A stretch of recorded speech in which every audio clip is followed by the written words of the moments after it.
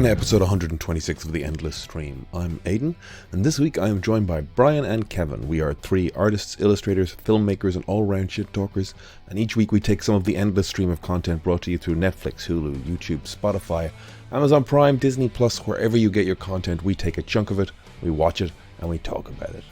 This week, amidst all the usual nerd news and comics chaos, we're going to be talking about the re-release of the Talking Heads film Stop Making Sense, as well as the Billy Wilder Kirk Douglas film Ace in the Hole from 1951. If you like what you hear, please consider subscribing to the podcast, heading over to iTunes, heading over to Spotify, rating, reviewing, liking, subscribing. All of those good things really help us out. On top of that, you can go to Instagram at The Endless Cast, where we put up artwork to go with each episode, and that's a great place to send us a message, talk to us, disagree with us, suggest something for us to watch. It's a good place to get in touch. Or you can send us an email at theendlesscast@gmail.com. All of that being said, let's get into the episode. I started trying to play with Adobe's podcast editing AI. It suggested that I could perhaps upload the audio and it would sync and remove ums and gaps. I love the ums though. The ums are the best part. I couldn't make it work, so I did it manually. And I didn't have autosave turned on Audition the other day, so when I shut my computer down that night and forgot to save, I had to start over. So the Endless Stream is fastidiously twice edited for professional. Isn't that just edited once though, and then a second time because you fucked up, as opposed to? Oh, you're right, Brian. Like when they triple distill something, it means they distill it 3 times. It doesn't mean that they like distill it once and fuck it up and then have to go back to the start. He's right. So you've just done it once, but you did it the wrong way. Did it poorly. I really was trying to upsell the concept of the additional work I did to make it sound like it had twice the thought. No. If anything, you probably put less of an effort into the second one because you already done it. 100%.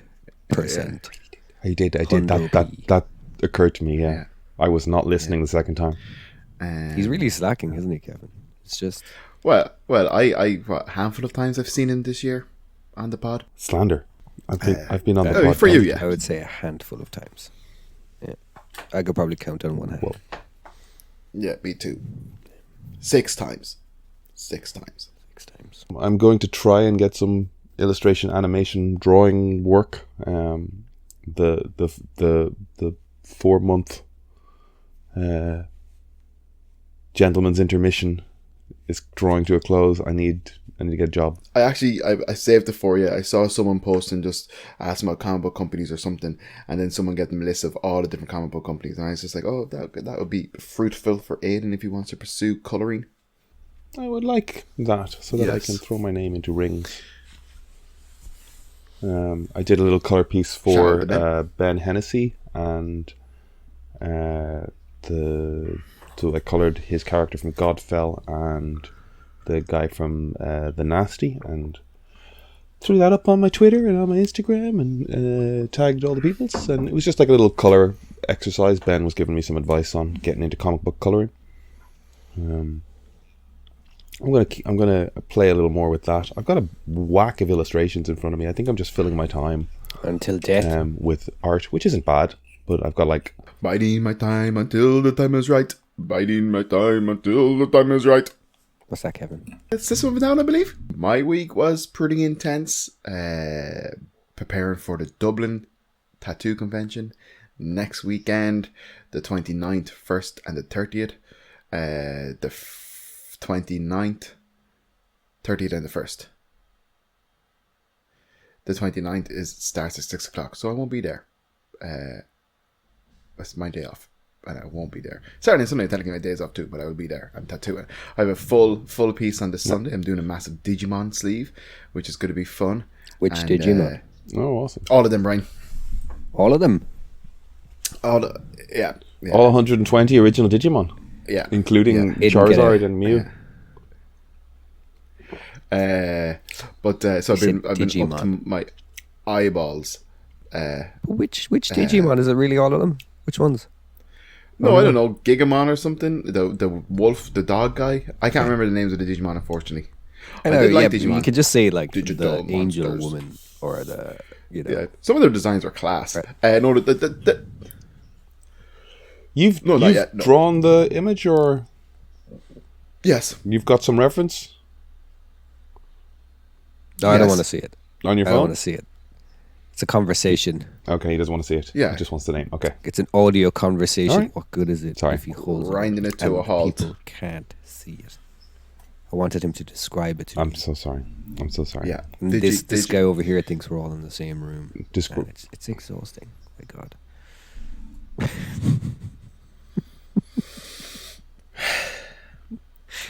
Anyways, Sorry. I wish I didn't bring that up. Sorry, guys. Sorry. I just thought. No, Just shut up, Aiden. Just shut up. You think less. You're here to be the No good-looking thinking. one. No thinking. Just feel. Just improv. Yeah. Get out of your head. Get out of your head. Okay. Yeah. Oh yeah. God. But yeah. So that's been my week. I didn't, but I was in Poland. Poland was great. Yes. You were in Poland. Okay, now hold on. We're gonna. So Dublin Tattoo Convention takes Yes. place 29th to the 1st. I actually think Okay. this episode will come out after that. Yeah, it's supposed the to way come the out- editing has It's happened, supposed to I'll come cut this. out But like, tomorrow. Because I've ended up with a and little. we've noticed. Yeah, And the listeners have noticed. yeah.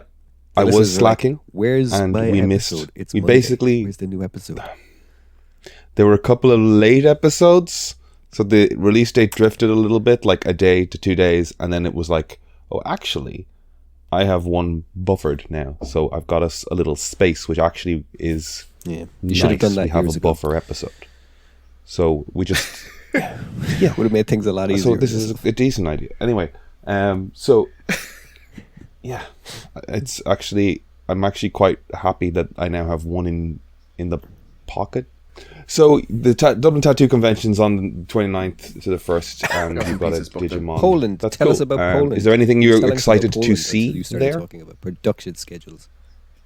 No, he No, was and telling then us he was about about the to tell Dublin us about Tattoo Poland, Convention and was about to and then you segue went onto back to Poland, and so I scheduling, wanted to and ask then you more moved information. I on. wanted to follow You up moved about on the. and going Listen, back to Poland. Kevin, hold on. Your mother and I are Stop. talking. Kevin, Listen. Poland. All right, Kevin, tell us about Poland. Oh, he's so childish. I'm So childish. scared. Just tell us about Um, fucking Poland. Jesus Christ. Who'd you go to Poland with? My partner. Why? Norby? Oh, Emer. I went with Emer to Poland because Emer's friend was getting married. We really only spent 3 full days there, and one of the days was the wedding itself, which was phenomenal and really enjoyable and stuff. We didn't do a whole lot. We were in Krakow. We met up with a friend of mine who's a tattoo artist in Poland. We ended up for a beer with him one of the days. That was nice. Emer went to a lot of secondhand stores and got some really cool clothes and stuff. I went to a comic book shop and picked up some nice comics. Well, really, it was just kind of like we didn't really have the opportunity to do much. We would love to go back and do the salt mines and Auschwitz and stuff, but this was very much a quick city break.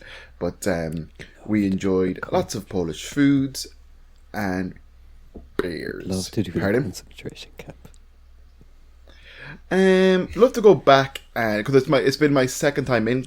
It's just good Krakow. vibes, you Well, know? the reason we didn't do it this time is because maybe, mixed in with a wedding, it would be a different I'm sure it would. type of trip. Yeah.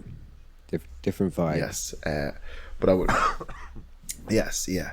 But there was a rooftop wedding of a hotel in a hotel. Sorry, it was a rooftop wedding, and the sun was out and it's cracking the rocks, splitting the rocks, as I say. But it was very funny because literally as the I say it's funny. Emer laughs at this. She's the one who laughs at it more. But the wedding had just started and they started to do their vows or whatever, and a wasp flew down the neck of Emer's dress and stung her in the arm, and she had to catch it, and she just like, and she just looked at me and she was just like, stung by a wasp. And then just kind of like shook her arm, and the wasp fell out of it. It was just like, it was crazy. She didn't make a fucking noise. I got stung by a wasp last year, I think it was, and we were walking on the road, and it stung me just in the front of my kind of like my ankle area. And I was like, what the fuck? Jesus Christ, it was very sore. But like Emer's a very, very tough cookie. But she didn't make a fucking word. Like, it was so funny. We didn't make a noise. Fair play to her. She's a champ. But that was kind of mad. But we walked around the city. We saw beautiful statues and beautiful architecture. We went into some of the churches, which were absolutely insanely decorated. Absolutely crazy. I can send you guys videos later. But then we had some pierogies, real genuine traditional pierogies. We had actually a lot of pierogies. They were awesome. And we had a lot of zurek, I believe it's called. It's the stewy soup in a bowl. Nice. bread bowl. Nice. Yes, we had that a couple of times. We had pierogies. We had Polish breakfasts, which is lots of like, say, I could be, I don't want to, like, obviously I don't want to be wrong, but like, kind of has like some sour bitter stuff with it, with your eggs and your sausages and like sour cream and things like that. Really, really good stuff. We got these things, and I can't think of the name of them, but basically it's just half a baguette with tons of stuff on top of it. I don't know why they don't do them in Ireland, in the sense of I would love if someone set up like a, I don't know, Polish, maybe there is one, but like I would love to go somewhere where you can get like pierogies really easy, zurek really easy, these baguette things really easy, not like necessarily a Polish restaurant, but like kind of like the little places that little kiosks and stuff. But the food was great. Really, really good time. The weather was beautiful. I had a great time in Poland. There's a place on Douglas Street I always pass. I don't know if it's ever actually open, but outside on the shop frontage, it says they do pierogi and stuff like that. And there's supposed to be like a street festival in Douglas Street today. They had a ton of stuff planned, but I think they've cancelled it because of the weather, which is a shame, because it sounded like it was going to be awesome. They had a lot of stuff planned for it. Yeah.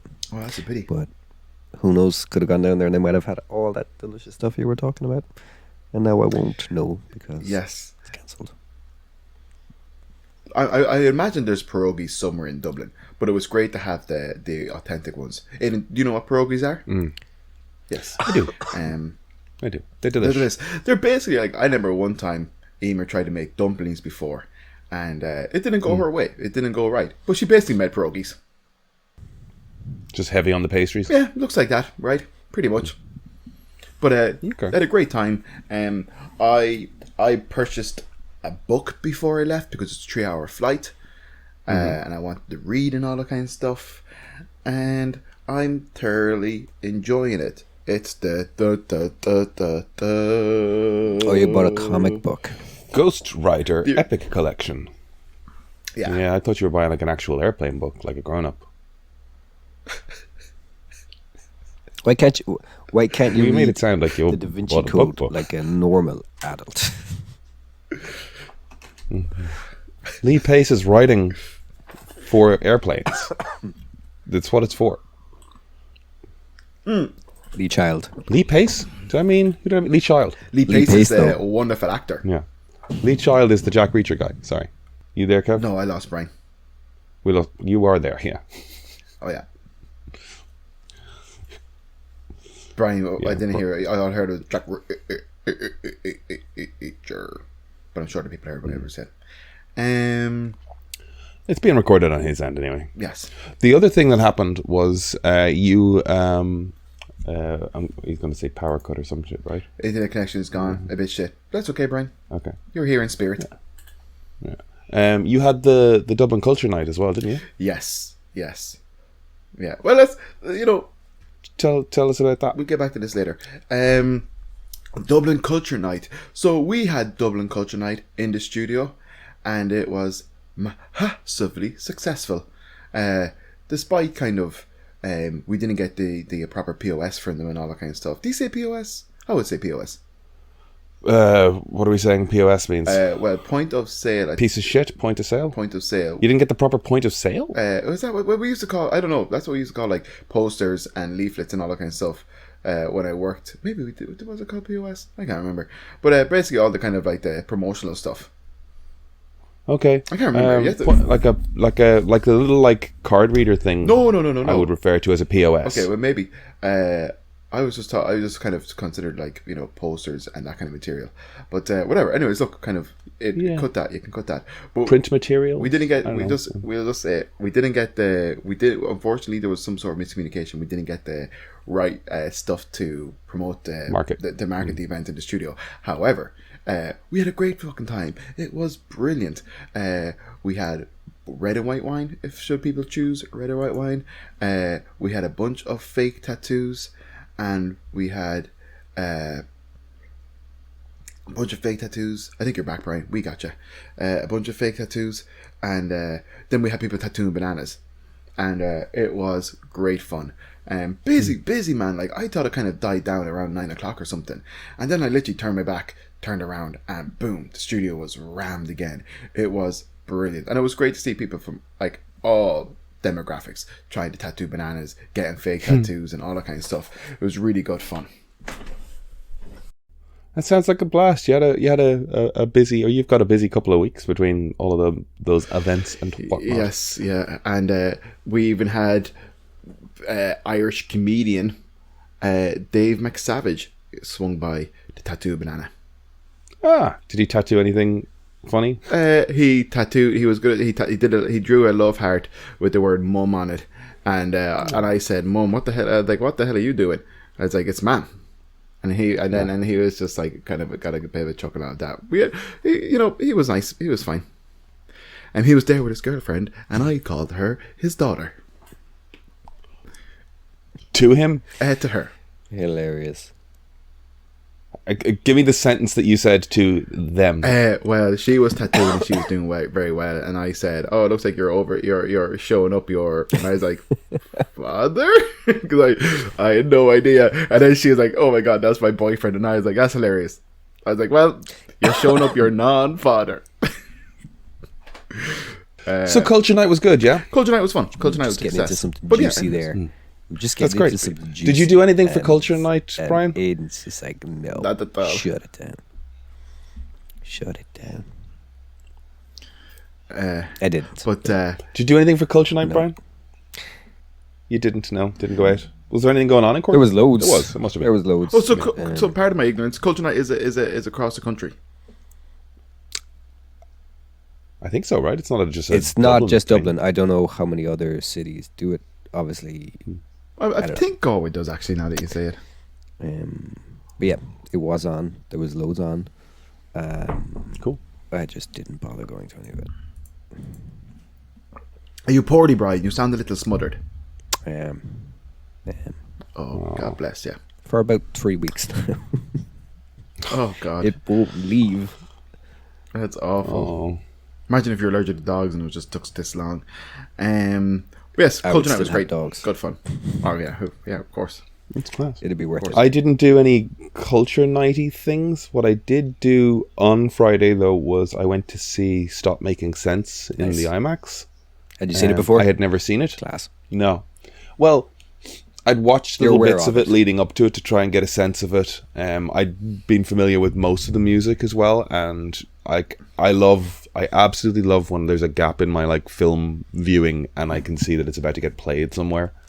And I saw the re-release trailer for this back in March, and I've just been keeping an eye out for screenings. And I was so glad that the IMAX had one, and it was a blast. It was really good fun. That movie has so much energy from start to finish. It just goes. It's awesome. You seen it? You guys have seen it, yeah? The Talking Heads documentary. Concert film. Concert. Kind of. Or concert. No, I'd have zero interest. You should watch it. It's great. Zero interest. No, not my thing. I can't tell if this is a joke. No, not a joke. I have zero interest in the talking heads. Could care less. Okay. Yeah, but that's It's not the the way reason to in which watch he's it. delivering the tone is so unreasonably dismissive. Why? Because there are at least two universally recognized bangers out of the Talking Heads. I wouldn't even say And that's a reason they- to watch it, though. I'd say just as a film. No, but it's just like you said, the amount Yeah, of energy well, in the film is bonkers. so it's Jonathan Demme directing. It's I mean I don't know about how they shot things and in what order, but like it's so beautifully shot on film. The light and the dark, the cinematography of how they light each song changes beautifully. It starts with just David Byrne playing Psycho Killer on an acoustic guitar. That's a on great an empty song, stage. but That's a great song, and he plays it on an empty stage by himself to an audience, and then the bass player joins him for the second song, and then the drum kit is wheeled in behind them as they're playing the second song, and the drummer joins them, and the stage set just builds out and out and out as they progress, and then you start to see more of the audience as it goes on, and it just gets bigger and bigger, and you get a sense of the scale of the place, and then towards the end the camera just becomes very in amongst them. It had been kind of like objectively observing them, but then it just starts to get in amongst them and into the audience, and it's just really really beautifully made, the way it sort of shows you the scale of this thing and then puts you in it. It is worth watching, Kev. yeah. I'm not going to do that. He won't. He won't, no, but it's just, I don't think I've ever encountered a Brian reaction out of Kevin, which is just like the flat refusal. That's not a Brian reaction. That's not a Brian reaction. Mine would be backed up. There would be a reason. It's a Brian be reaction. just a flat I'll just copy dismissal. it, Brian. No, I like Psycho Killer, Calcasay or whatever.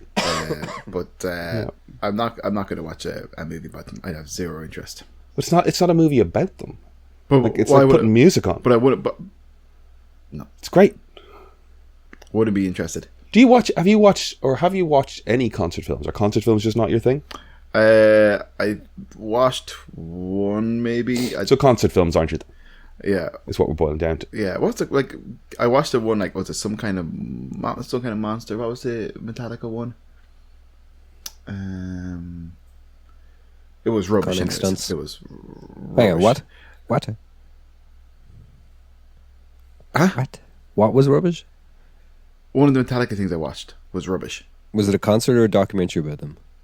It was a concert. It was a concert thing. They made It was two, like and they were great. They made. there was one of like. I have a feeling there was one like of the guy from Spider-Man and. Where is this going? There was one where it was just like a guy who was trying to get to the Metallica concert, but he was fighting monsters and all that kind of stuff, and it was cut in with like Metallica bits. So, It sounds vaguely familiar. okay. Yeah, they made a great concert film, which I knew nothing about. I think it came out in like '96, and I bought it. I don't know if it was on VHS or DVD, but I bought it knowing nothing about it, and it was called Cunning Stunts. Have you seen that? Do you know anything about that? No. No? It's called Cunning Stunts, and it was one of the first times I would have seen them play, songs I'd listened to on tape. And Yeah. like they just play them so well, like they're such a tight band, or at least they were. I've heard they're less so these days. They are kind of pushing it, but that's another story. Anyway, the thing with this tour is that they basically there's a stunt in the middle of it where the pyrotechnic goes wrong and the whole thing just blows up and parts of the stage collapse and a guy comes flying out of the rafters and stuff, and it's all planned. And then the concert starts up again, but now the stage design is different because some of the lighting rig has fall down, and then it just like a few small spotlights come up and the band start playing again. But I didn't know that was coming when I was watching it the first time. I was like, "What is this?" Because I thought Stunning Cunts or Cunning Stunts was just a Cunning Stunts? What's that thing? Where you basically reverse spoonerism kind of thing, yeah. Stunning cunts. I just assumed that's what they were doing. But no, there is a cunning stunt in the middle of it where the whole show blows up, literally. But it's all But apparently that happened for real. it happened for real, and then they recreated it. Not quite, like not to the extent that it happened. Yeah, not as elaborate. Yeah, what happened was a pyrotechnic went off and set Hetfield on fire, and he got pretty serious burns from it. But yeah, then we were pretty brave of them to then put on a big stunt show a couple of years after he almost died from a. Yeah, so I saw Metallica Through the Never. Through the Never. Is that with Dane DeHaan, is it, or something? Or? Yes, yeah. That's what I was trying to say, the guy from Chronicles or something.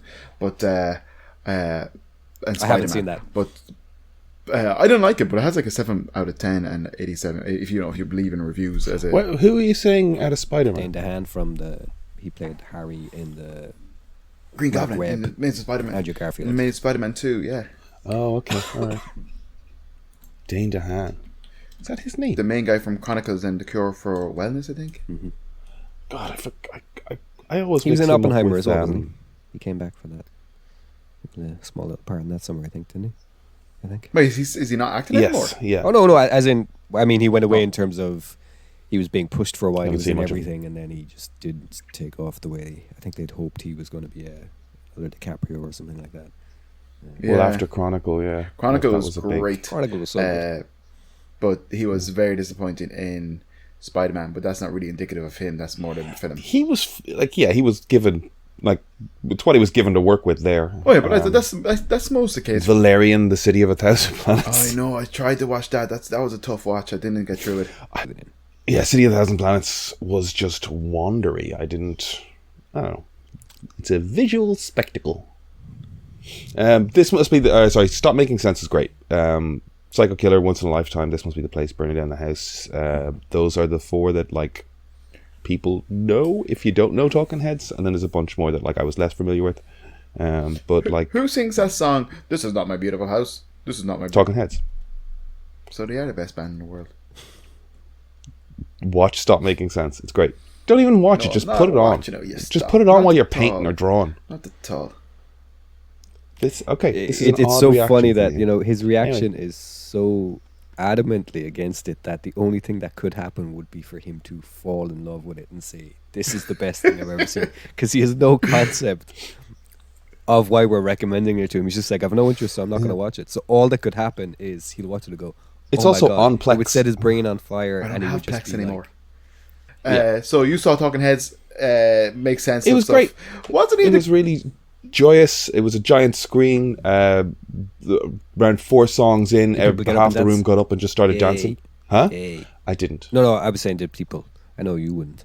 Yeah. No, I wouldn't. I was kind of there. I was there to watch the film. Are people who dance in the cinema akin to the people who clap when the plane ends? No. Okay. No. When it's something like that, like when we went to see Purple Rain after Prince died, it was great to see people dancing.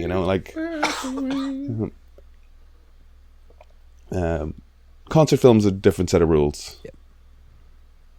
Well, that's interesting. I've never. That's interesting.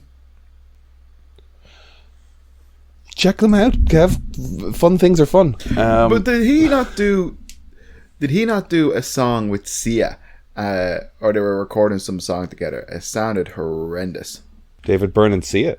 Well, I mean, the first video I see is what went wrong with this song. Unstoppable. I don't know. I'll check it out later. I'll take it. I do like. I like David Byrne. Fair. Or I like his music so far. Where are they from? My life of listening. America. But yeah, there you go. Talking Heads. Oh, Genius of Love is in the middle of it as well. It's great. All right. Well, that was my Friday night. My culture night was taking in some fantastic cinema. You know what I noticed in my trailer browsing this morning and through this week is Nicolas Cage has 4 lunatic films out in the last 3 months. Mm-hmm. He's really stepping it up at the end of 2023. He's having a bit of a resurgence, I guess, to a degree. Well, I think the last time he put this many films out in sequence was like massive tax problems.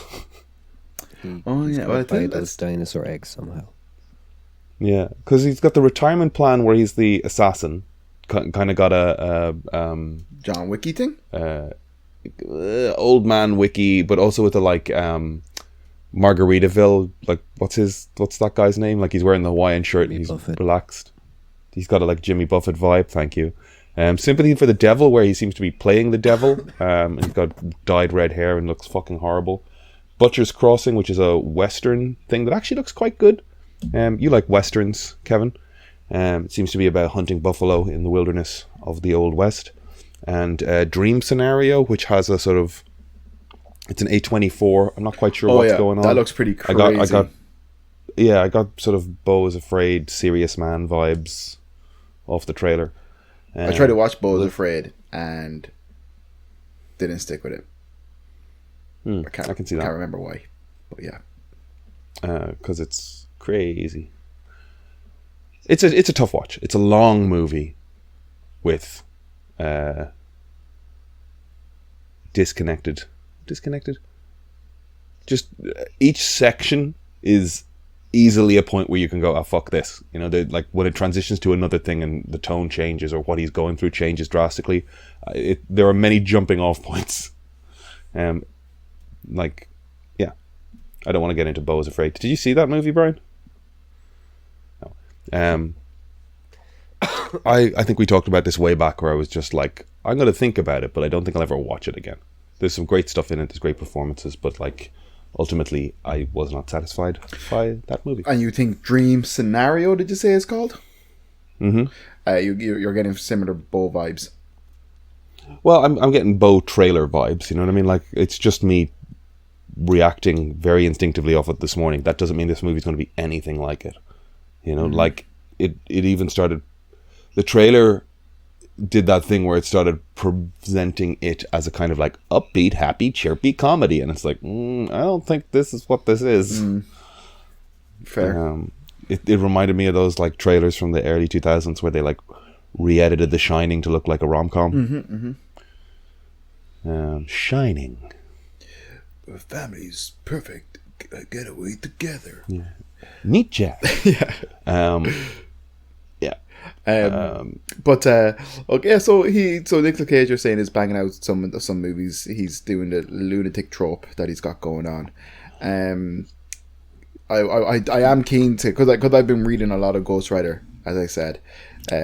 Nicolas Cage is a perfect segue back to Ghost Rider. Well done. Well done. Well, and we got away from framing it as like an adult reading a book to lunatic actor. Yes. Silly content. Comic books. Okay, here we go. Ghost Rider. You were reading a Ghost Rider trade, yeah? But no, I'm just saying there is talks that the Ghost Rider is going to potentially... There was talks that they were going to do a Halloween special with Ghost Rider, like the... What do you call it? Like the Werewolf by Night. Werewolf by Night. Which is being released in colour on the 20th of October, which is interesting. Boo. I know, yeah. But there is talks of... Because you know the way, like... Deadpool is doing is meant to be bringing back a load of different randos from different movies. There's talks that Nicolas Cage could be back for that, but I don't think so. I don't know. I can see them doing it. Like, just hopefully it's not like the Flash Nicolas Cage cameo. How's the graphic novel you were reading then? It's a collected, like is it historical stuff, or is it recent publications, or is it? I'm not too sure. Like, you don't want to talk about this, or you do? I do. Oh, okay. We segued very naturally into it. Okay, I wasn't too sure. But I would like to watch those Ghost Rider movies again, because I haven't watched them in years. And like, you get a real hit. Like, it's like basically on the internet, it's like people love them, people hate them. You know, it's hard to know. Yeah, children that watched them when they were 11 and had formative experiences with them will hold them in a sweet spot forever. They're messy movies. That first one has some, like, and I have that mindset sometimes when I see films, and it's just like, yeah, this hit me at the right time, and I really enjoy it. And then you got to be able to objectively look back and go, this is a fucking mess. Oh, dude, that Ghost Rider movie has massive like it feels like massive chunks were cut out of it to just get on with the fucking story. That's that director's style, honestly, because like he did Daredevil and Elektra, and they're so like sometimes it's the guy who just does stuff in movies because he thinks it's gonna be cool, but it's just like, but it doesn't make sense. Like I'll always These are 3 terrible movies. Yeah, I know, yeah, but I'll always like just reference the point where in Daredevil where Ben Urich kind of comes across the first scene in the movie where Daredevil kind of disposes of a guy by using a train. The police are investigating and stuff, and Urich just throws this like cigarette or whatever, and it lights up these like big double D Daredevil on fire, and it's just kind of like, what is that like, like why the fuck is that in it? And like the director's just like, oh yeah, like I watched The Crow and I thought it was cool, so I wanted to do it, and it's just like, it's stupid. That's also not like, I'm fairly certain there was a Daredevil comic book from that era as well that like had that as the cover, like the cityscape and the lights lighting up there. Like there's that, like he watched The Crow and he also cribbed it off a comic book cover, but didn't give it any thought. Yeah. As to whether or not it, like I do remember sitting in the cinema as a young idiot going, hey, fire, yeah. Oh man, I saw that movie so many times. And that's Kevin Smith. Yeah. Woo! Yeah, I know. Yeah.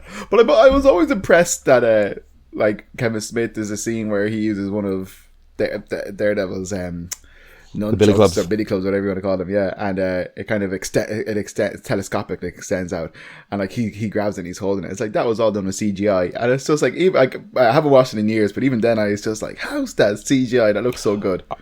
I saw a cosplay account that made that billy club. Nice. Now it didn't do everything where it shot 100 feet of cable and stuff, but like it fucking extended it and contracted in a way that like it looked awesome. Yeah, like somebody did a really good job on it. But yeah, that director is awful. And then you had the guys who did the Crank movies. They directed the second one, and I don't believe they haven't directed a movie together since, as far as I know. But is it one of those guys that's directing a new Hellboy? Yeah. And he did something in the middle that was like, okay, that's not terrible. Maybe you're redeeming yourself independently.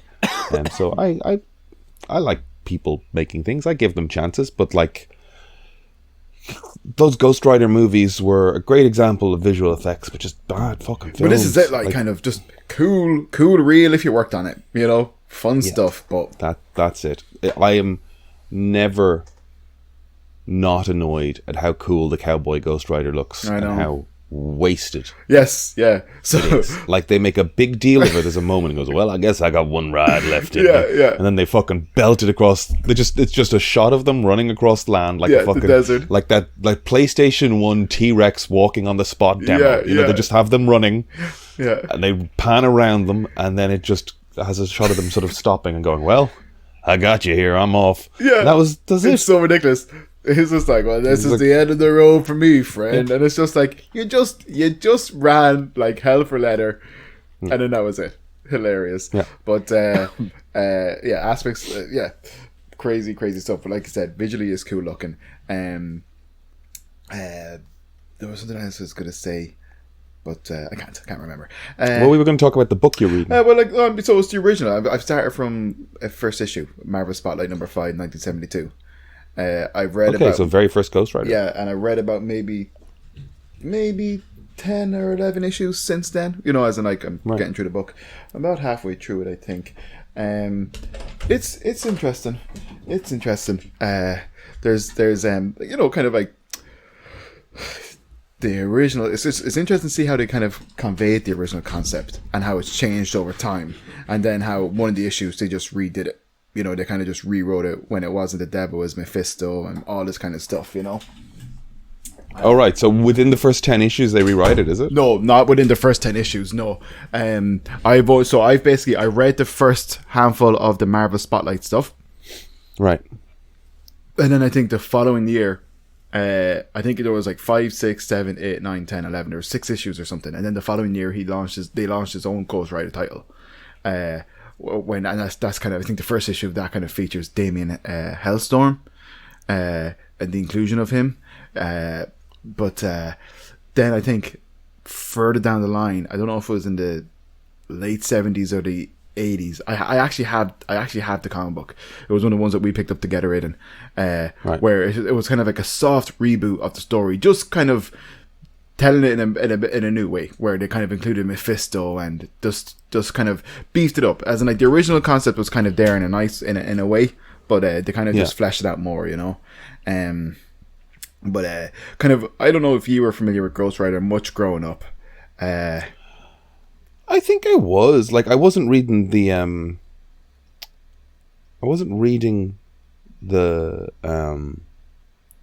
books or the issues, but like he would pop up in, trying to think if that's true. He would pop up, yeah. It's kind of funny because he's like a popular character, but also not. It's kind of a funny one. I guess he's B-list. Well, I think the thing is, he's like, even though he's had movies, it's weird.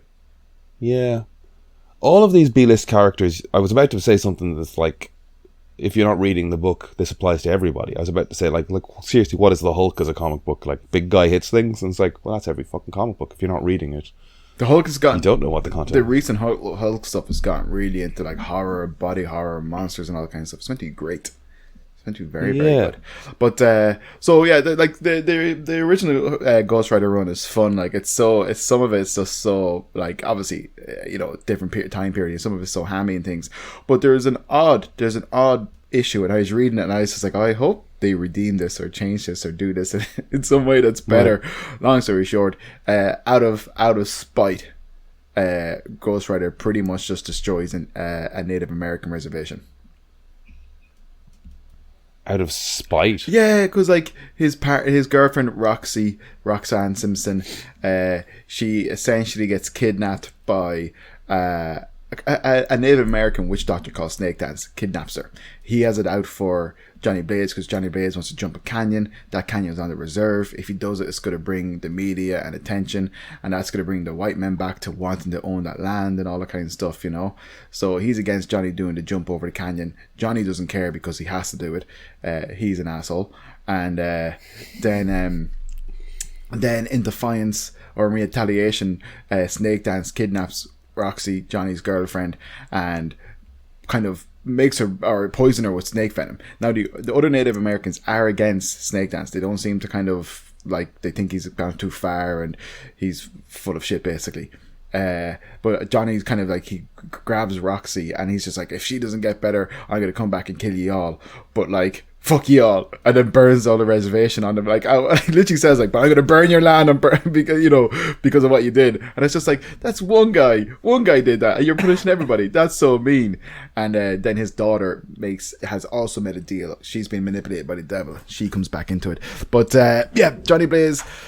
But it's so funny how like flat it is. How there's like if they introduce a new character, they're only introducing that new character because the current bad guy is going to be dealt with, and now they're introducing a new character to be the next bad guy. Like, there's no character development. It's gas. It's funny just to see where it came from. Anytime I've gone back to try and read older comic books, you do see how like flat and processy they are. It's just like hero villain win next, hero villain win next. Girl gets in trouble, hero say, like, it's like real like one dimensional. That's what that was all I was going to say. Yes.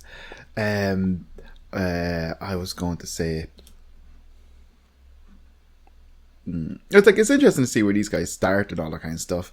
I'm so like, whatever about the kind of, parts of it being very dated and in poor taste, which I suppose is in every bloody book, really, essentially, but to a degree, like, but it's just like, but like the drawings are still phenomenal. Like, you're looking at these drawings and it's like, whatever the artist, I think it's like Tom Sutton, or I can't think of his name maybe, but it's just like, the hands are phenomenal. The guy's hands were fucking awesome. Just like Ghost Rider putting on a glove, and it's just like, Jesus, it's like Bern Hogarth type of, isn't it Bern Hogarth? Yeah, it's like just that level of anatomy in the hands and the fingers and stuff, and it's like, Jesus Christ.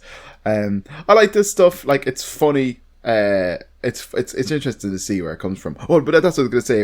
One of the first kind of graphic novel things I've ever read was a Wolverine, Punisher, and Ghost Rider story. Cool. But it's 90s Ghost Rider, so it's Danny Ketch, where they each receive an anonymous letter, But when you're reading it, you don't know they've each received one. You're basically just following it from the perspective of Ghost Rider. Marvel made this book at the time because they were three of their most popular kind of anti-hero, dark kind of guys. So they made this little like one-shot kind of comic, graphic, whatever. It's drawn by John Romita Jr. It's fucking class. But it's basically Danny Ketch just arrives up to this B&B out in the middle of nowhere, Midwest America kind of thing. Rocks up in this B&B. And then he settles in where he discovers the B&B has more lodgers, and it's Frank Castle and Logan. You know, Logan smells through Frank Castle's disguise instantly, but Danny Ketch doesn't know who either of the men are. But Blackheart resurfaces trying to form an alliance with the three heroes because it's so 90s, because it's just like, yeah, I live on the edge, and if you cross over the edge, I can give you, you know, all these powers. I can tell Wolverine where his origin is, I can bring back Castle's family, I can help Ghost Rider with his BS and all these type of things, but they won't cross the edge, you know, they won't cross the line. And it's all just like, you know, we live on the edge, we push the edge to the max, but we never cross it and stuff. But it's basically the three guys fighting Blackheart in hell as Blackheart takes over this whole town and all that kind of stuff. It's good fun. It's a beautiful looking book. It's very, very cool. And it was nice to read that, because even looking at it again, like 20 odd years later, it's like those images were burned into my mind. You know, I think that's probably one of the books that cemented why I like John Romita Jr. so much. It's great stuff. That 90s, like, that was my Ghost Rider as well, that Danny Ketch. Johnny Ketch. Johnny Blaze did come back into it. Johnny Blaze. Johnny Blaze is the original Ghost Rider. Danny Ketch, and then that stopped in the kind of in the 80s, and I think it wasn't until 10 years later where they brought back Ghost Rider as a new Ghost Rider, Danny Ketch, who was named. Well, I like. Oh, sorry. The Ketch one with like that leather jacket, like that, like 90s. Oh, his bike was like class. Leather jackets and chains thing. That was Yeah. fucking everywhere Yeah. in like media and stuff, and like it was just like, that was a Ghost Rider I first saw and thought looked class. Yeah. And like with that, like that motorcycle with the big shield Yeah. on the front of it. Like by the time I was actually in a position to buy comics and they relaunched Ghost Rider, I was kind of like disappointed that it didn't look like that. Like he was just riding around on a motorbike Yeah. with a big Yes, I agree. flamey wheels. But I didn't realize that there was all this history before it, if you know what I mean. Yeah, of course. But yeah, so I'm really enjoying it. Really enjoying it. Like I said, I'm totally aware of the things that, like, you know, it's reminiscent of his time and all those type of things. But I'm enjoying getting a deeper look into the character for sure. There was a enjoying it. suggestion that like the event Marvel show, like Werewolf by Night, would be a thing. That like I saw someone saying there was a Ghost Rider Halloween special coming. Did you slightly say that at the beginning? Yes. Of this, there's no likelihood of that, really, is there? Any thought on that, Brian? You're the one with your ear to the ground on rumors and stuff. I've lost interest. Like, I don't care. Oh, you don't care. I don't care what Disney. I don't care what they're making. Oh, those things. I don't care. I've heard so much stuff, and some of it might have been true at some point, but like, if it was true, I don't care, because I don't trust them to make something really good, especially with a character that I'm, you know, I can appreciate the character makes a great T-shirt. Yes, makes a great image. Yeah. It's a very cheesy. It's like Eddie from Iron Maiden. You know, it's a mascot. It's not really that's not to say that you can't make a cool story out of it, because it's vengeance. It's the spirit of vengeance. So, you know, that always makes for great stories. But I've lost interest in most of this type of media. It's lost me. I don't care. Lost you. Yeah. That's sad. Is there anything specific you'd like to talk about on the Endless Stream? No, I'm enjoying listening to you two. Okay. I don't like this constant cycle of rumor and casting and production, and then for it to just be really lackluster when it comes out. It's lost me. And you know, some of it was true, but then plans changed. Some of it was never true. I don't care anymore.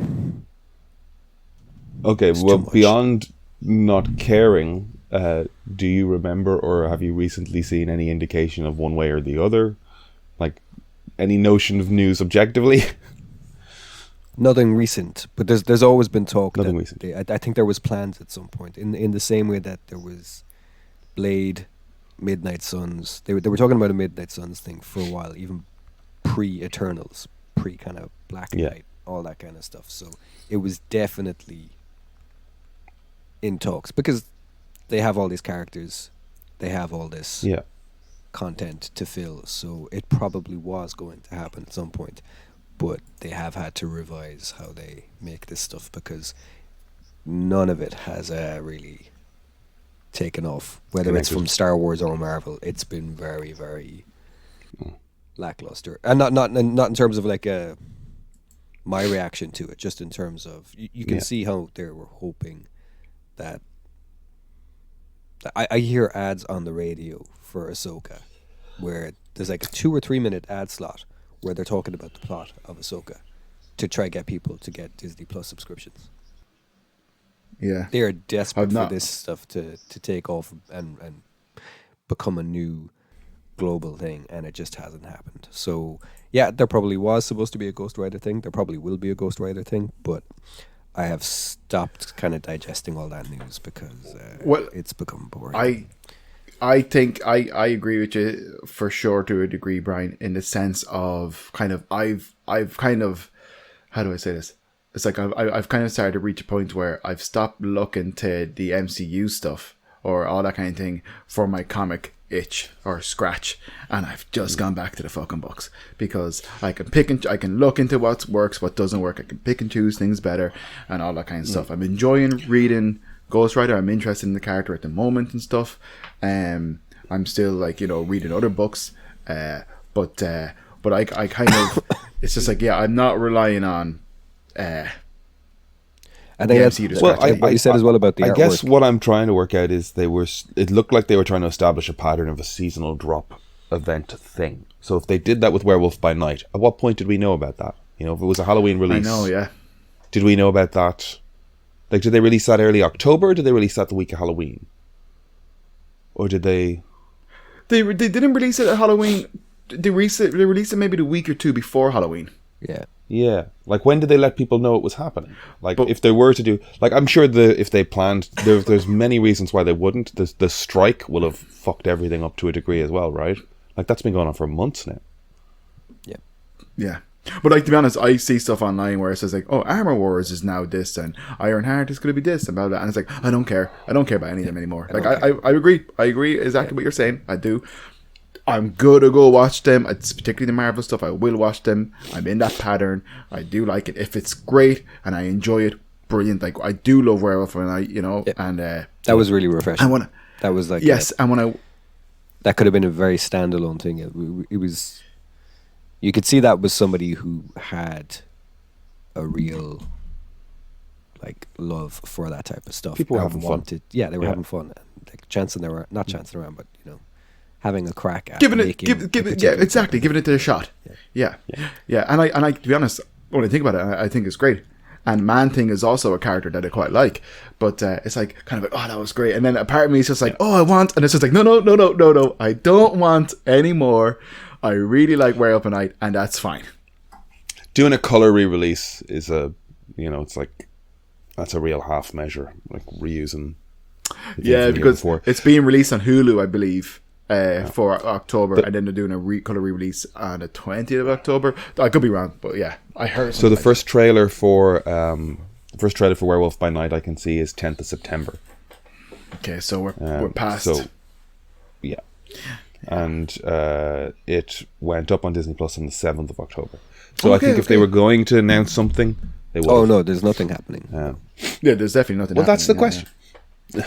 But then again, Toxic Avenger is that released? Well, no, it's just it's being screened, I think, around this time at some festival or something. And I've seen images of Elijah Wood it looks and interesting. Peter Dinklage in it. I hear, man, like, I'll give it a shot, 100%. Initial release September 21st. Yeah, I don't know though. There's not even a trailer out or anything. What does that mean? How is that possible? The director for that really kind of, the trailer shifts it from being something that I have very little interest in to, okay, that could be something. Oh, like I can't think of his name now. Macron or not? What's his name? Macron Blair. What's his name, Brian? Macron Blair. I don't know if you pronounce Macron it with a soft C or hard C, I'm not sure. So But- it's Mason but, or Masson or Macron. But I've seen his movie Blue Ruin many years ago, and I've watched it a handful of times maybe. I really like it. He's a good actor. Have you seen... Hold on. Aidan, are you watching the trailer for Toxic Avenger? I'm trying to see if there is a trailer for Toxic Avenger. I didn't see anything. I just saw 8 released images. Nothing of Dinklage as the Toxic Avenger, but I did see Elijah Wood, who looks very Penguin-esque, and the guy from Rocky Horror. You know the guy I'm talking about. Is it? Yeah, this is all fake. Bleeding Cool had stuff about it, to be honest. Okay.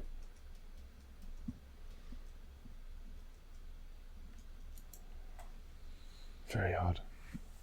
I'm sure Elijah Wood has something to do in the production end of things. Have you seen I Don't Feel at Home in in This World Anymore? I don't feel at home in this world anymore. I know the name, I haven't It's seen on it. Netflix. It's Have I seen definitely worth a watch. It's also by Macon Blair. It's a interesting one. I much preferred it to Blue Ruin. I'd heard a lot about Blue Ruin and I didn't love it, but I could see why people, were impressed by it. I preferred I Don't Feel at Home in This World Anymore. I think I started watching that because I really, really, obviously I think Elijah Wood is great, and Melanie Linsky, I might have butchered her name. Melanie Linsky I haven't seen her in anything bad. She's great. I think she's great. Yeah, I think she's brilliant.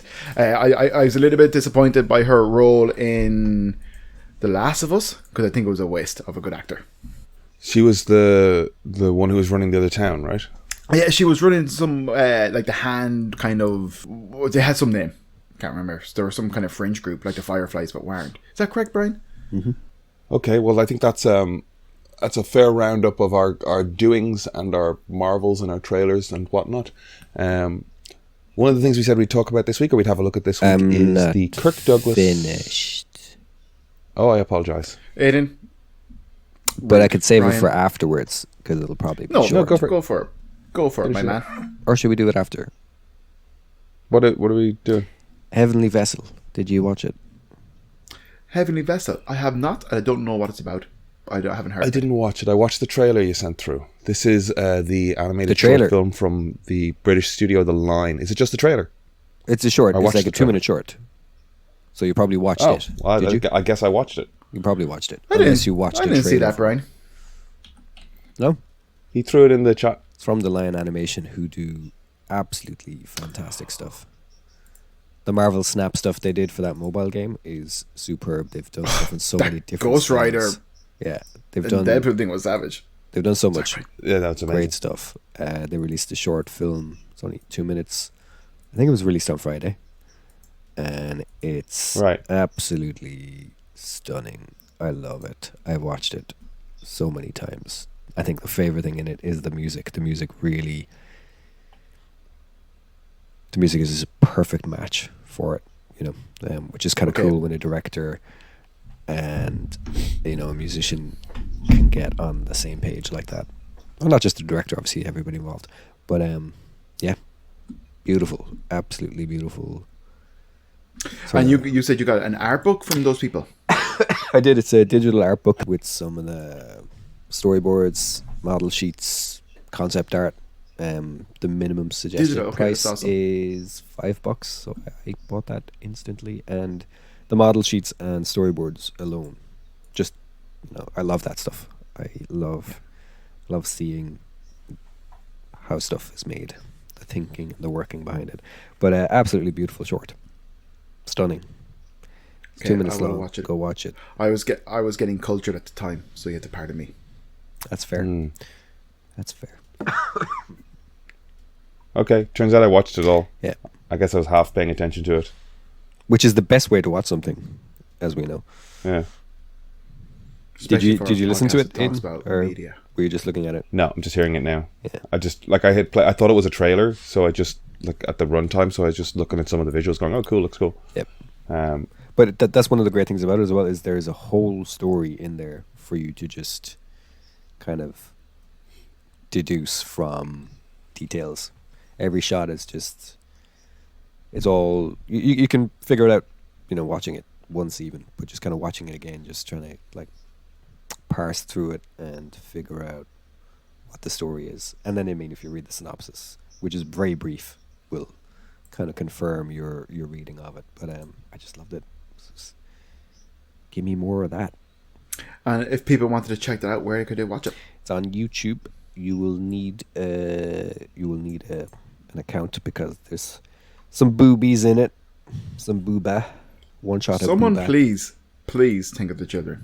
Yeah, well, they have. That's why you need an account to confirm your age. Well, thank you. Thank you for thinking of the children. Yeah, thank you for thinking of children. Go watch it. It's great. It's pretty and haunting. I would yeah, watch I'm it. just looking at it. The detail I noticed was like beyond the boobus, as you mentioned. There is some hand squeezy boobies, but the And some body horror. other hand up at her mouth, just like slipping a finger in her mouth, is like that is graphic. It's a finger in the mouth. There's a lot going on in one Get image. over it. Huh? It's a finger in the mouth. It's very erotic. But genuinely arousing. All right. The Line do amazing stuff. You're great. That is, as much as anything, that is a hell of a fucking portfolio piece. Because the rest of their stuff has been cool, but it's never been that.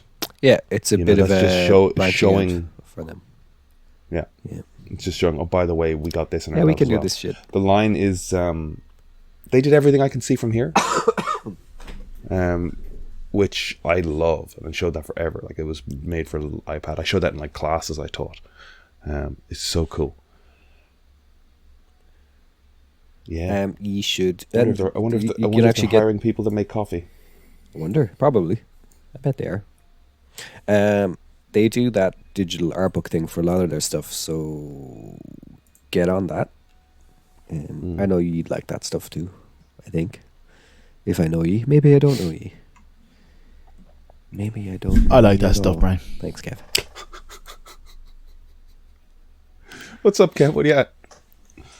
The way you just hopped up from below the desk was pretty funny. I was looking at the vessel. Ah. Beautiful. Gorgeous. Did you watch all of it, Kev? Beautiful. I basically was just getting to the end of it. Titty.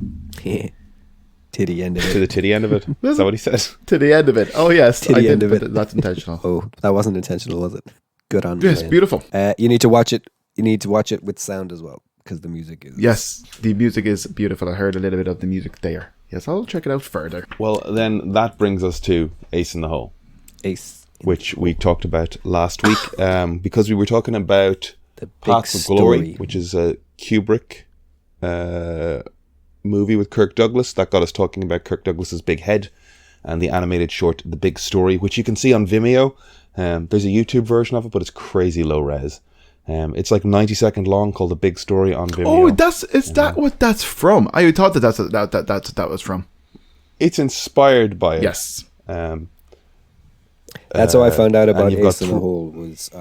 I'd watched The Big Story, and I was just reading up on Gorshin and Douglas, and then somewhere in that it mentioned that Douglas had previously played a journalist, and it was in a film directed by Billy Wilder, who is great, and that's when I first found out about it and watched it.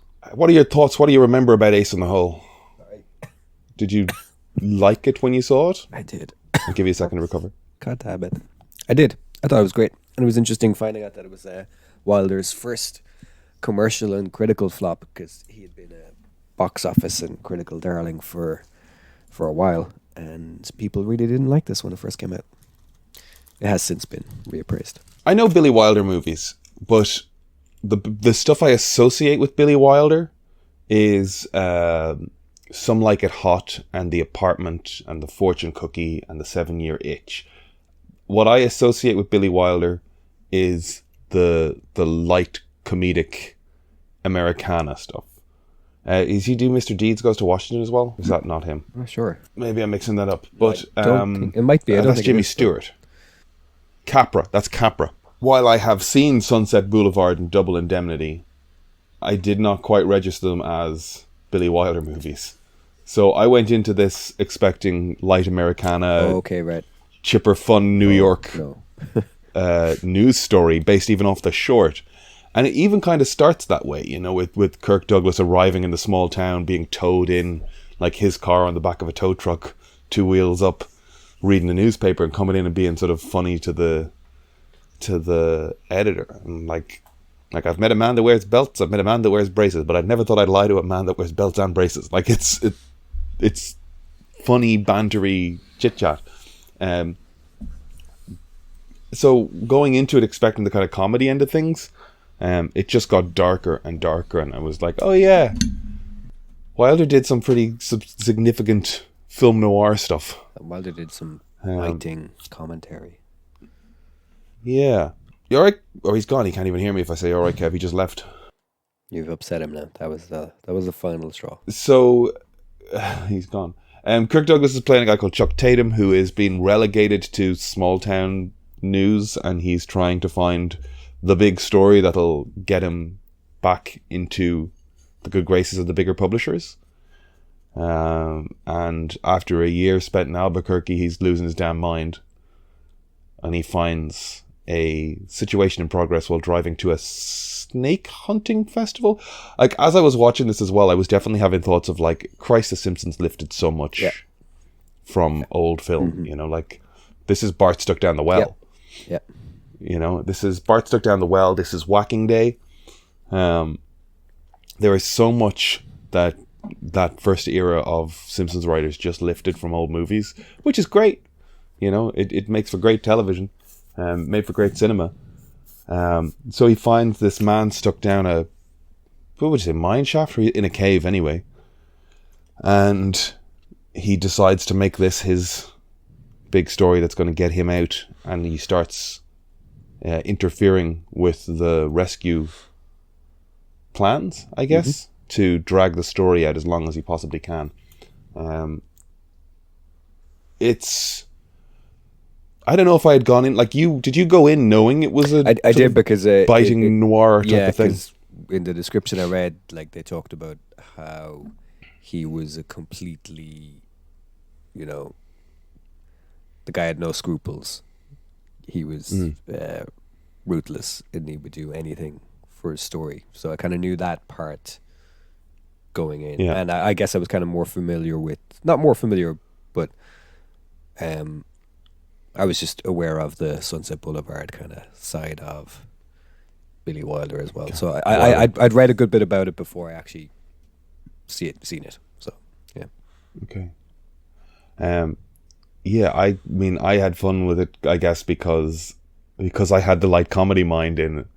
I just watched it gradually get darker and darker, and I was like, how dark is this fucking thing going to get? The father standing outside the cave, like, he's got a handful of scenes and just a few lines, but just this old Depression era man with one fucking leg shorter than the other, walking around just thanking people for helping to get his son out of a cave, and just waiting and trying to get his, like, he's so sympathetic, and the mother just praying the whole time, which was, I don't know, was that good or funny? It was kind of odd. Like, you first see that woman, like, they arrive at that cantina or that shop, and it's just this woman in back praying, not even hearing people going, what's up, service? Can I get some petrol? I mean, did you get to watch it, or are you just going off of remembering? No, I watched it again. You watched it. That arrival, like, I'm hopping around a bit, but like, the banter was so fun, like, up top, like, because I was expecting the funny, like, I can save him $200 a day. I'm a $250 a day newsman, and I'll do the job for $50. Like, that was such a fun fun take, like the cocky way he walks into the place. I got fired for starting something with the editor's wife. I got fired for drinking. I got fired for this. You know, and when he asks him about the drinking, it's like, do you drink a lot? And he goes, not a lot, but frequently. It's such a beautiful little, like, I was just chuckling my way through the first 2 minutes. Like, he was definitely a dickhead. And then when it cuts to him, like, having had the job, like, it's a lovely transition. Even the way he walks into camera, it goes to black, and he walks away from the camera, and now he's been there a year, and he's wearing belt and braces, and he's walking around the place losing his damn mind. It's actually straight out of the cartoon, where he's just like looking for big stories. So which makes the short all the more impressive as well, the capturing of that performance. I feel like we say this every time about something that deals with, you know, a media circus in any way. But like, it's a very prescient film, you know, somebody manipulating the media to their own gain, and how the public is far too easily manipulated by stories as well. Have we learned nothing? It's only gotten worse. It is, you know. It's only gotten so much. It's been accelerated and amplified by modern technology, which is kind of grim.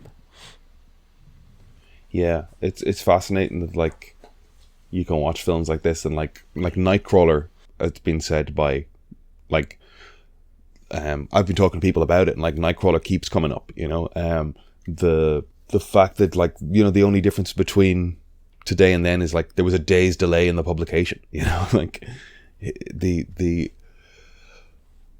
way the public is manipulated, like he's basically sending out tweets or blogs to rile up an audience. Yep. He's rage baiting and people. Rage baiting. He's misrepresenting the goings on, like for the sake of the political office of the sheriff. Like he gets himself deputized so that he's under the sheriff's jurisdiction, so he can do what he wants on the rescue scene, and the sheriff keeps all the other journalists away so that he writes about the sheriff favorably, and helps him get they're re-elected. controlling the story for their own gain. It's not just about drawing something out. It's about controlling media and the narrative. Yeah. For political power, which is unheard of. Who would do such a thing? But that also kind of tells you as well that, you know, obviously people were doing stuff like that back then. So like there's a lot of political dynasties. Yeah. That sure, that have Citizen Kane. cemented their power. They're kind of intractable now, you know. There's no removing them because they've been in power and they have set themselves up to stay in power. And we've learned nothing. We just do nothing. And the fact that a film like this can even get made and not get silenced, you know, it's just like, let them criticize us. What does it matter? They can't do shit. The progression of the story was beautiful as well. From like when they rock up in their one car just trying to get some fuel, to the first tourist showing up with a caravan wanting to see what's going on, like rubbernecking. The more cars that follow, the parking lot gets full. The circus, like the carnival that they roll in. But what was a beautiful moment, I thought was just hilarious escalation, was like, as much as I'm saying this isn't a comedy, there's definitely bits in it that are like intentionally darkly funny. Like and it's almost a Simpsons joke as well. Like the camera reverses for the first time and you see that there's a fucking rail line in front of the thing and a whole train full of mobs of fucking rubberneckers are coming to see the guy trapped down a hole, you know? It's such a funny escalation and a masterful, I guess, message. Like he's telling this story so well, like just dribs and drabs of people, even down to when they drift away and leave, you know, those first people packing up again. I don't know, what is there anything to be said for the fact that the first people did have an emotional response to it? Like, they were invested in it. I mean, that's, I guess, spoilers for poor, what was his name, Lewis? Leo Mendoza? Leo Mendoza. He was great. Well, he did a great job. They can get the guy out in 16 hours, but that won't drag the story on long enough, so they decide to drill into it from the top of the mountain, which is going to take a solid week. So the guy is lying in a cave under a rock for a week, slowly sort of asphyxiating and getting pneumonia. And all the time they're telling him they're doing everything we can to get you out, Leo. We're doing everything we can. Don't worry. Come Monday, you'll be back. And it's even just the way that he's like, he doesn't make the news. He just reports the news. But he tells the story differently to everybody, you know? Like, he hands them some cigars and a bottle of coffee, like a thermos of coffee, and then comes back out and goes, sure, he's in there smoking cigars and drinking coffee, you know? Like, it's such an ugly caricature of the way somebody would manipulate the media and put themselves at the center of a story to, like, further their own end, right? It's a grotesque caricature, and it's exactly what Musk did when those fucking boys were stuck in the game. Like, he did like, this film is like, here's a real piece of shit. Here's what a piece of shit would do in this type of situation. And fucking, 50, 60 years later, you know, something comparable happens, and Musk is like, make it about me. Make this about me. I can go in. If they just let me build my submarine, let me go in there. I know what I'm doing. It's that parallel should drive us all to fucking insanity, you know, because we are living in the circus that the film is. You know, like I said, it's a character. It's a you know, exaggeration. You know, imagine the worst possible version of, you know, somebody exploiting someone's personal tragedy, and then decades later, there's a billionaire who you think would just be fucking happy with their billions, but it says like, no, make me the hero. Let's make this a circus, and let's get everybody involved, and put me at the center because I want to be adored. Why hasn't that driven us all insane? There's a moment in it where, like, a radio guy is interviewing Chuck and the engineer, and there's somebody just in the crowd who goes, I don't know why they're doing this at all. There's a much easier way to go through. And, like, somebody starts coming in with the correct answer, and though they just silence him. Yeah, it's so frustrating as well. Yeah. It's like to have a moment where there is a sensible voice in the public shot down by a louder. Yeah. Grim, great movie. Like, it's 1951, and we're giving people a lot of lead time in to watch this film. So I'm kind of, it's film noir. I don't know how spoilery. Let's not spoil. Let's 70 not spoil years after the fact. We've already given away a lot, and people might be interested in going out and checking it out. You know, Kevin should watch it. If anything, Kevin. But the end of it's amazing. Like, I have gone back and watched the end of it over and over. Just even cinematically, I've gone and I've cropped the end of that, and I've saved that shot. Like, it's great. It's so good. And yeah, I'm frustratingly here wanting to talk about it. It's such a beautiful, the whole sequence from the minute something happens to the time that something else happens. It's great. From the moment that bit happens to how that bit plays out, it's wonderful. Yeah, it's a solid fucking film. Wilder's got a hell of a catalogue. Though I'm kind of frustrated at myself for mixing him up with Capra. Like, Wilder's... Yeah, your film buff card is revoked now for that. I'm sorry. I know, right? Yeah. Sunset Boulevard, Ace in the Hole, Stalag 17, I haven't seen. Sabrina, I have. 7 Year Itch. Spirit of St. Louis, I have seen. Some Like It Hot, The Apartment, Irma La Douce, The Fortune Cookie. He got into a real Jack Lemmon, Walter Matthau phase. And why wouldn't you? And why wouldn't you? I haven't seen Buddy Buddy. That's like his last film. I wonder if it's watchable. Like, I'm looking at the trailer here, and it looks like that sort of like late 70s, early 80s era where they were like starting to play with film stocks that were closer to video, and it looks crap looking, you know. Like there's a phase in TV production. Like even people talk about like sports, like boxing and like American football, like 30s, 40s, 50s. They shot all those games on film, so you can go and look at them. And then they started shooting them on like videotape, and they look crap by comparison. Yeah. So there's just this phase of just ugly looking movies. Like they remade 12 Angry Men at one point. Jack Lemmon, I think. They remade 12 Angry Men, and they remade Harvey. Like they remade Harvey with Jimmy Stewart, I think, in the 80s, late 70s. And it's in color and shot on video. And it's like, why did they do abomination. This? Some stuff just belongs in the era that it was made in. I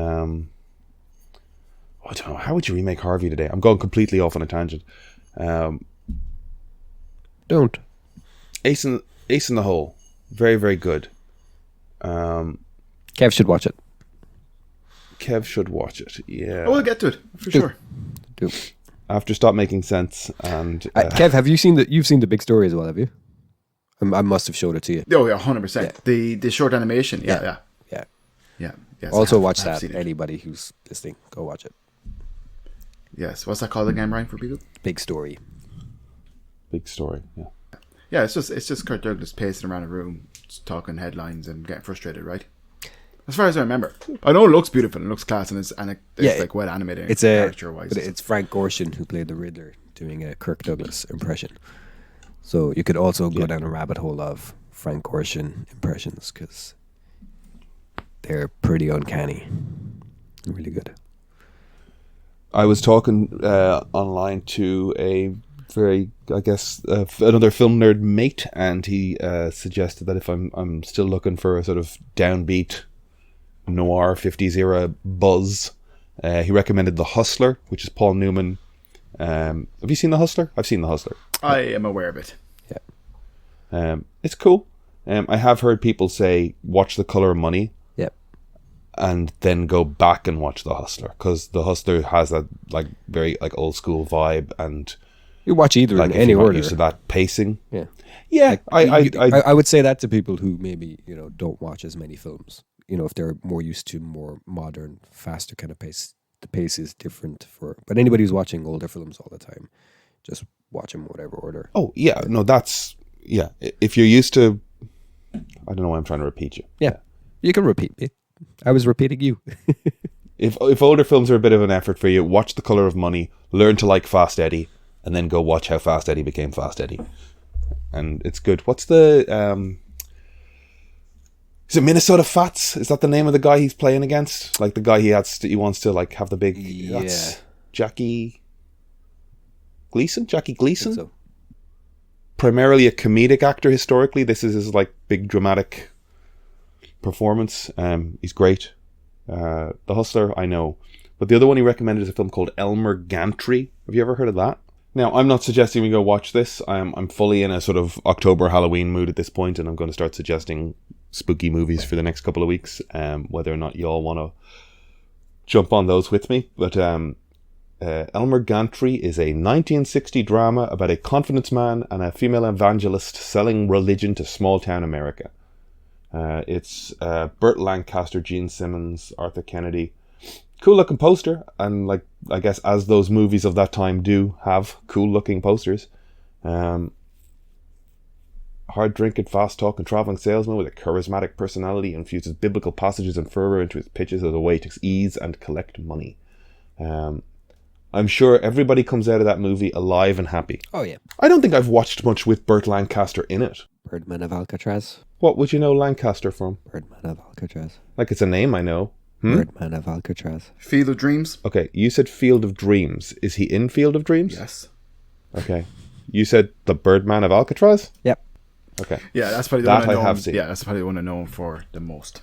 From Here to Eternity is actually... I haven't seen it. The Leopard. The Leopard is a movie I've looked at a lot because the screen grabs of it are great looking, but I've not actually watched the movie. That's our little fucking rabbit hole on 1950s, 60s films and actors off the back of Ace in the Hole. Go and watch it. It is great. The Swimmer. That was one I actually saw on the last picture show with Brian Red, the thing we were talking about recently. Did you watch that? I'm trying to remember it. He's going from swimming pool to swimming pool in people's gardens or something. Yep. That's a weird film, isn't it? We talked about that before. Film. We did, I think, yeah. Just going home through people's back garden pools. We probably talked about it because we were probably talking about Frank Gorshin. Probably brought us to Burt Lancaster. We're probably going just fucking full circle here, I think. That's great. When you complete a circle, it's time to call it a day, right? I always like seeing old technology, stuff that was just commonplace. The teletype machine was fun. Like, it's kind of like you're text messaging back and forth. That's hilarious. Like, they've got this, like, it's basically an old radio cabinet, Kev, with a typewriter on it, and it's like, yeah, the teletype, and they're basically text messaging. It's kind of funny. Pre-email. In Ace in the Hole. Yeah. Ace in the Hole is like 1951. 1951. Wow. So it's sending a signal, and then the machine is like typing up. Yeah, gas. Pretty cool. The other thing is Kirk is typing. Yeah. The publisher, the New York City publisher, is J. Jonah Jameson, for real. Okay. That is so funny. He's just a shouty J. Jonah. Like, that stereotype has been around. I'd love to get a list of actors that have played shouty newspaper editors. Because it made me think of Hudsucker Proxy as well, like John Mahoney having that role. I like those guys. J.K. Simmons, J.J. Abrams. Not J.J. Abrams. No. It is funny seeing technology and stuff of the day. Like, I always think about Double Indemnity has the shop steward recording, or no, he's actually recording the story of everything that happened onto a wax cylinder. You know, it's told in flashback as he's dying. Yes. Is it Double Indemnity? Yeah, it is. Okay. I'm just mixing it up. He's recording, like, it's told in flashback, and he's recording the story onto a wax cylinder. It's funny seeing the technology of the day as we move forward. Yeah, it'll be fine. That's all right. So, listen, ahead of next week, I would suggest we watch the movie Nomads. It looks like fun. It's John McTiernan, the director of Die Hard 3, Predator, The Hunt for Red October, The 13th Warrior, Basic, Medicine Man. It is his first film. It features a French anthropologist following a group of people around LA. The French anthropologist is, of course, played by Pierce Brosnan. So, it looks like fun. The people in the van are spooky in some way. That is what I suggest we watch for the next episode and for our first official Halloween season episode. Any first reactions? Any first thoughts on that? Not heard of it before. The cover art makes it look... It actually kind of reminded me of The Frighteners for some reason, but it makes it look like real spooky. Looks like The Frighteners, kind of Last House. No, not Last House on the Left. What's the vampire movie with the neighbor? Fright Night. Fright Night, yeah. Which I enjoyed the remake of, as far as I remember. I feel like the remake had David Tennant. Colin Farrell. Yeah. That's a fun movie. The Chekhov kid, Anton Yelchin. Yeah. And McLovin as well. Kevin loves Anton. And this slightly looks like peak Pierce.